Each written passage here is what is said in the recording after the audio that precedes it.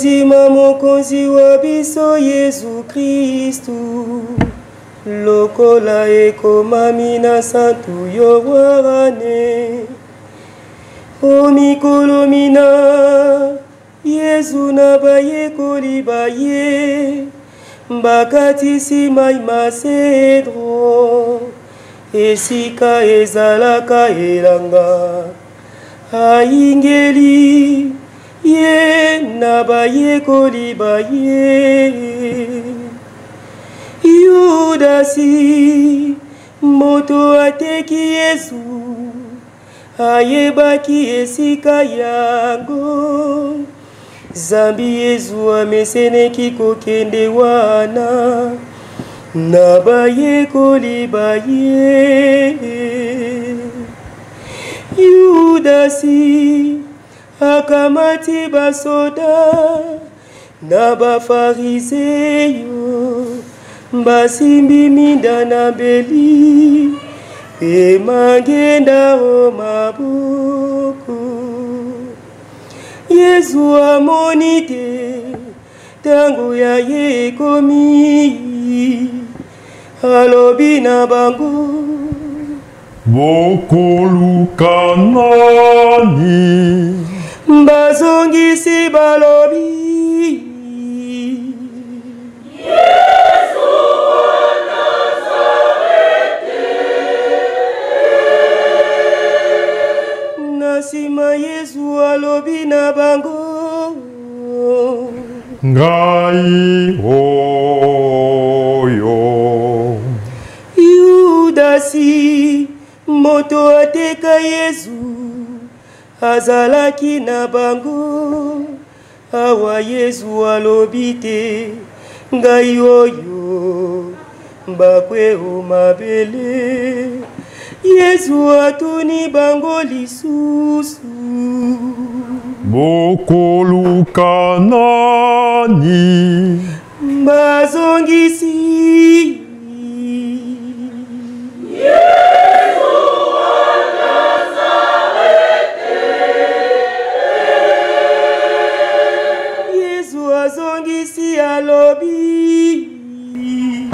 nalobi na bino te ngai oyo soko bokoluka ngai botika baposolo bangai bakende emoni Simoni Petro boye abimisi mopanga abeti mosali wanganga mokonzi amokati litoi ya mobali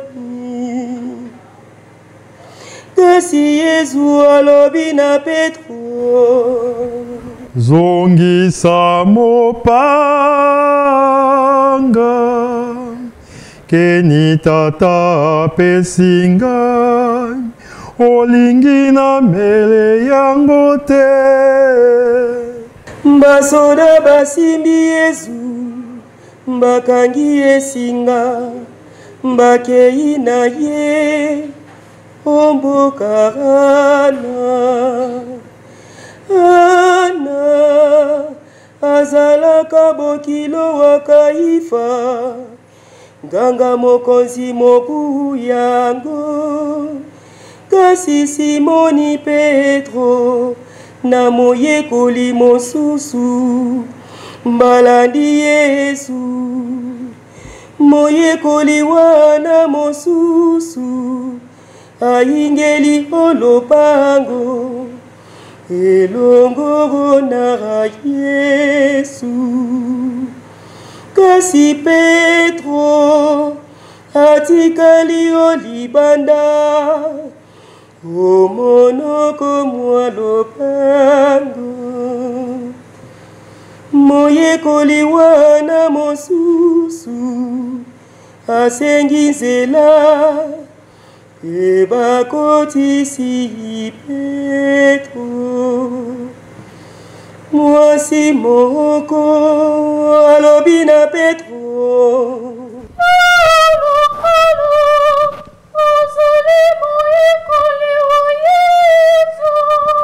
Petro azongisi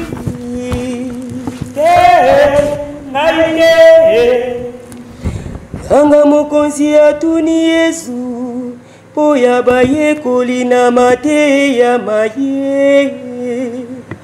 Yesu azongisi nateyaki o tempelo pe o sinagoga, nateyaki na bobombami te, po nini okotunanga?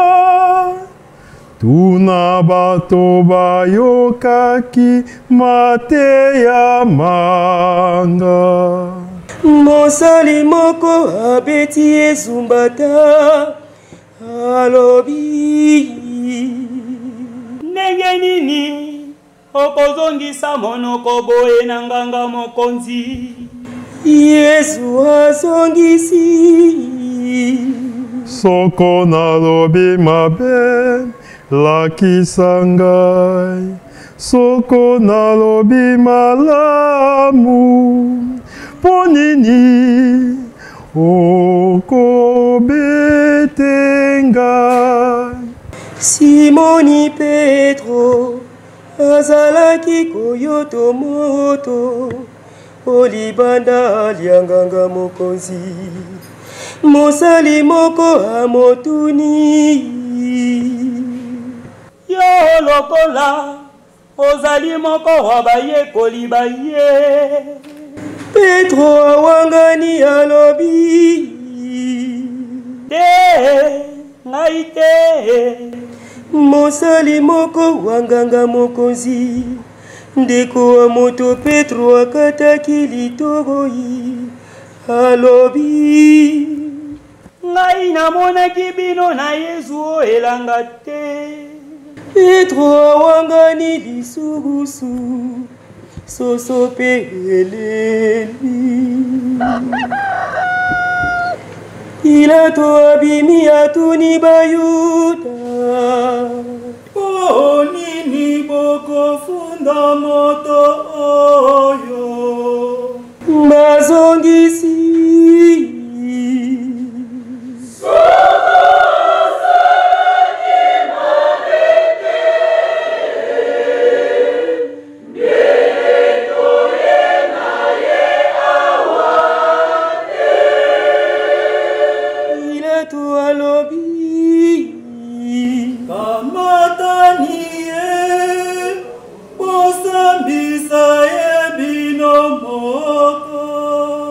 Bayuda bazongisi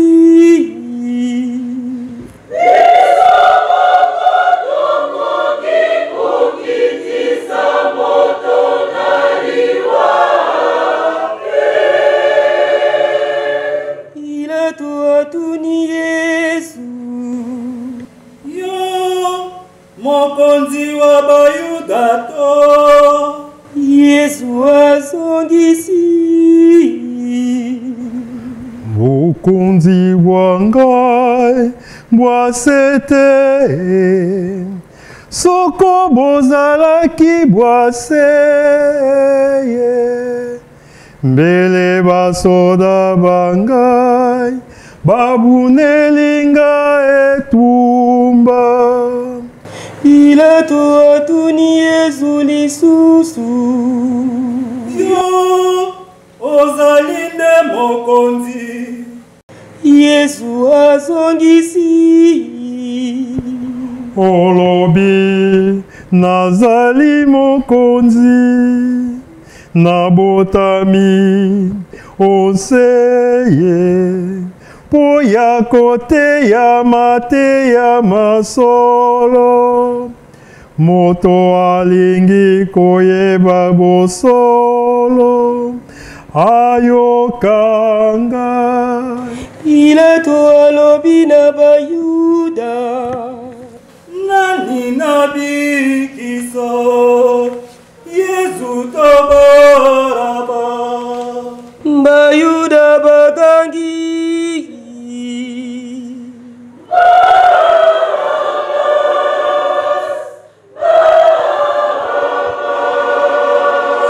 Barabas azalaki mobomi na moyibi.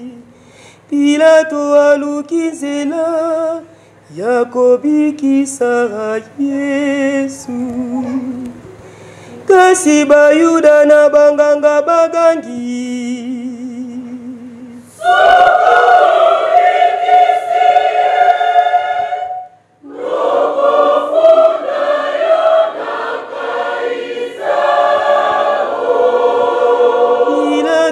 abimina Yesu olibandara alobi Botolo Yesu abinoye oyo Bayuda bagangi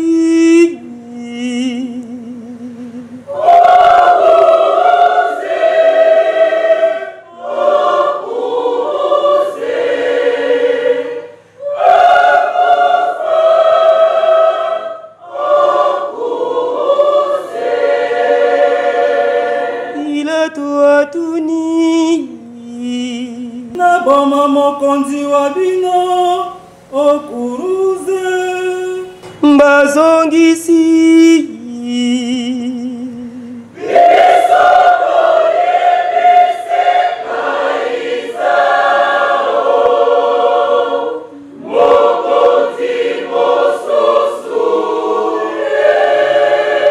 Pilato alobi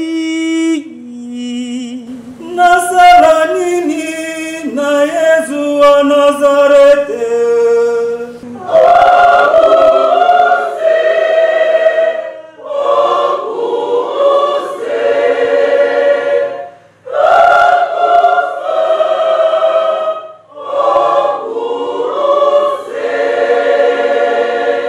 Pilato apesi bango Yesu baboma ye okuruse Yesu amemi kuruse abuti ngomba ya Golgota pe okati ya babomi babale bamobaki okuruse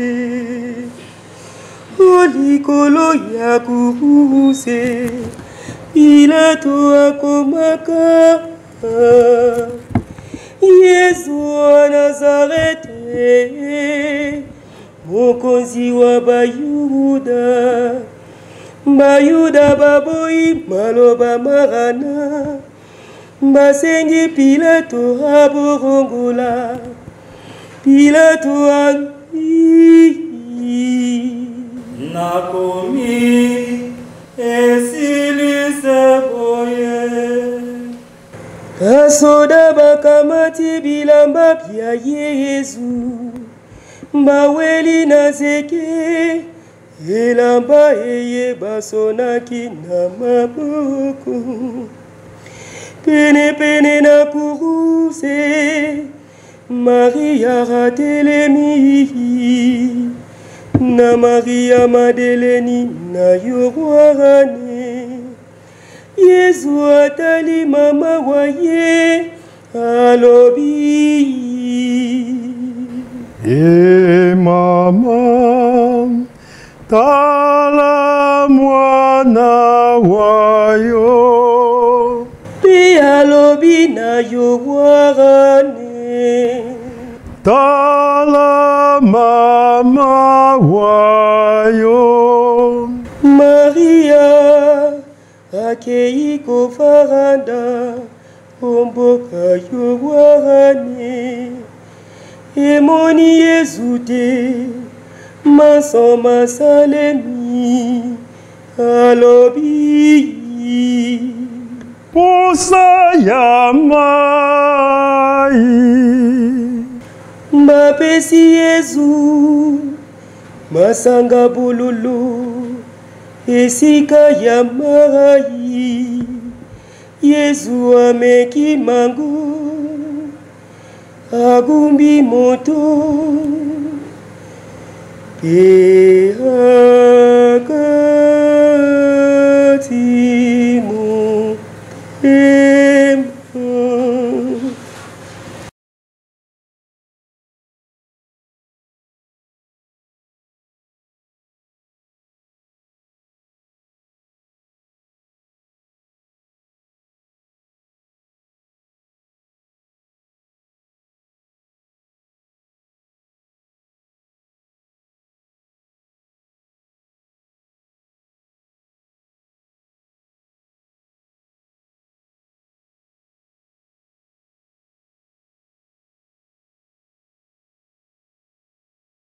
Yesu wa Abrahama, wa Isaki, wa Yakobo.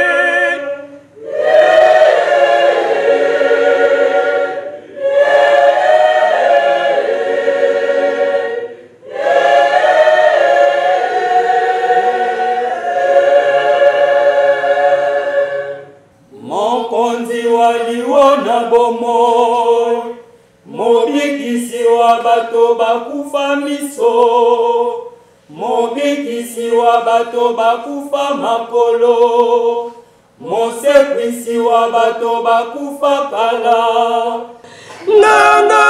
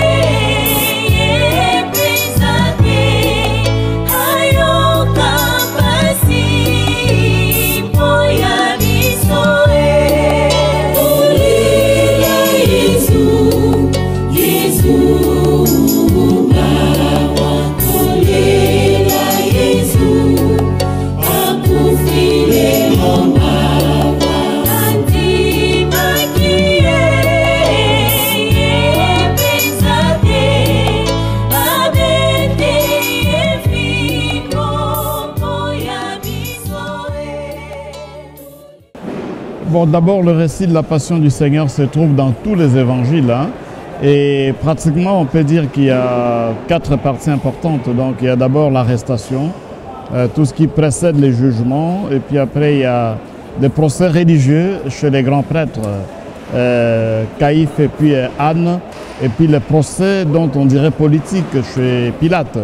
Et après ces derniers procès politiques, que Jésus a été condamné à mort, il va porter sa croix jusqu'au calvaire où il sera crucifié et trouvera la mort.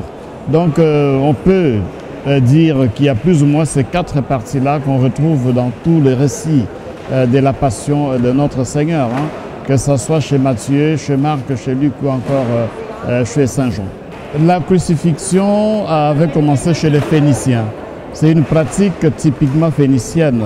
En Israël, elle est tardive, c'est-à-dire que c'est au 1er siècle de notre ère, probablement à l'époque hasmonéenne, hein, Alexandre Janet, qu'on avait introduit pour la première fois la peine par crucifixion. Donc c'était autour des années 78 avant Jésus-Christ, disons au 1er siècle avant notre ère, qu'on a commencé à crucifier les gens en Israël. C'était réservé aux criminels. C'était une façon de les humilier, une façon de décourager d'autres personnes pour qu'ils ne soient pas des délinquants, qu'ils ne puissent pas poser des actes criminels. Il y a pas mal de choses qu'on retrouve dans la crucifixion de Jésus et qui sont un peu atypiques. Par exemple, le fait qu'on l'a cloué. Parfois, on ne clouait pas. On attachait seulement les bras et puis les pieds par des cordes. Mais le Christ, eh bien, on l'a cloué au bois et ça, c'est encore plus pénible. Il y a eu certainement beaucoup de sang qu'il a versé. C'est ce qui peut justifier aussi sa mort, qui a été considérée comme étant précoce, parce que les crucifiés pouvaient faire des heures et des heures sur la croix, mais le Christ n'a pas beaucoup duré. Lorsqu'on a constaté qu'il était mort, hein, ceux qui l'ont constaté étaient même étonnés, parce que justement le fait qu'il y a eu d'abord le couronnement d'épines, et là c'est la perte de sang, et puis on l'a cloué, au lieu d'attacher les pieds et les mains ou les bras avec des cordes, on l'a cloué vraiment, on a cloué les pieds, on a cloué les mains. Alors ça a certainement causé une hémorragie qui pourrait justifier la mort précoce de Jésus. Il y a aussi le fait que le Christ refuse ce qu'on pourrait appeler une sorte de antidouleur, parce qu'il y a parfois des pratiques, de gens qui allégeaient un peu la douleur des crucifiés en leur donnant une boisson qui pouvait, disons, calmer un peu la douleur. Mais le Christ refuse de prendre cela. Il n'a rien bu sur la croix. Quand on lui a présenté ce qui pouvait peut-être atténuer, alléger la douleur, il a refusé. Et puis après, il y a le traitement du corps de Jésus. Ça, c'est un aspect très très important parce que les corps du crucifié pouvaient rester sur la croix pendant des jours. Et puis les vautours pouvaient s'en occuper.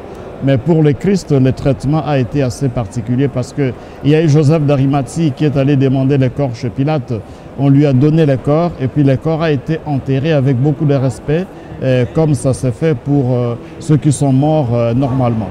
En principe, un crucifié ne mérite pas une sépulture pareille.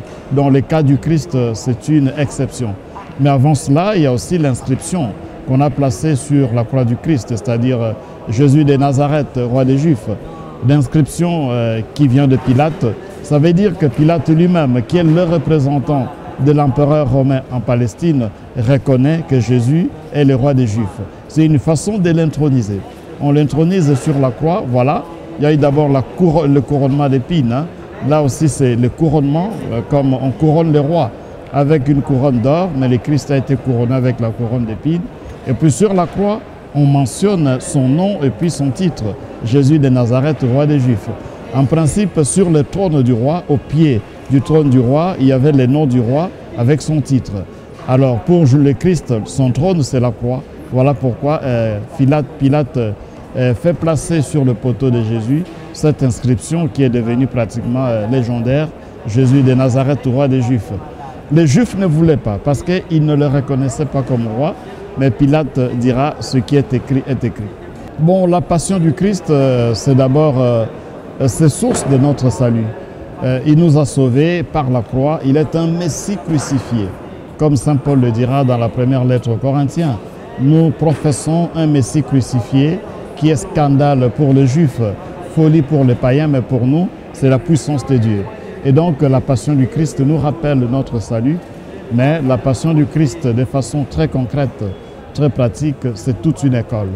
La façon dont le Christ souffre nous inspire face à la souffrance. Quand nous souffrons, ça peut être la maladie, ça peut être des échecs de la vie, des incompréhensions, des malentendus au niveau de la famille, au service, ou encore tant d'autres épreuves auxquelles on peut se trouver confronté. Eh bien, dans tout cela, il faut affronter, n'est-ce pas, ces épreuves en tenant compte de la façon dont le Christ souffre. Donc, le Christ nous donne des enseignements importants durant sa passion qui nous montrent comment est-ce que nous devrions faire face à la souffrance. Si nous souffrons, comment devons-nous réagir? Eh bien, le Christ nous dit, dans l'amour, dans l'espérance, dans la non-violence, ne rendez pas le mal pour le mal. Le pardon doit être au rendez-vous. Parce que le Christ lui-même, avant de mourir, a pardonné à ceux qui l'ont crucifié. C'est notamment chez Luc, hein, c'est Luc qui en parle. Jésus dira, « Père, pardonne-leur, ils ne savent pas ce qu'ils font. » Il faut aussi souffrir dans l'espérance. Parce que au-delà de la passion, au-delà de la crucifixion, de la mort de Jésus, il y a la résurrection. Donc le dernier mot n'appartient pas à la mort, ça appartient à la vie. Le dernier mot n'appartient pas à la souffrance, mais ça appartient au bonheur. Seigneur Jésus, la mort, toute mort nous renvoie jusqu'à notre propre mort. C'est pour cela qu'elle fait peur. Mais la tienne, Seigneur, au-delà même de l'horreur de la croix, nous apprend qu'elle a un lendemain de lumière. Homme des douleurs, loué sois-tu.